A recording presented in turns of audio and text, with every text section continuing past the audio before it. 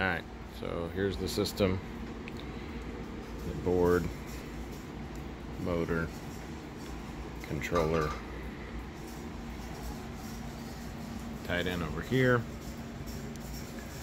See, right now it's set to adjust. It's going to do 14 units at a speed of 20, length of 99.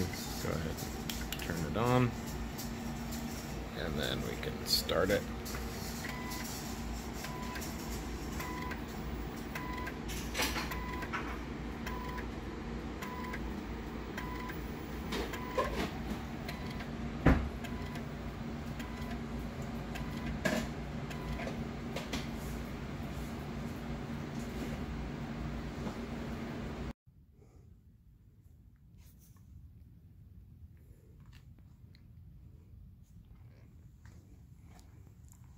All right, go ahead, hit it.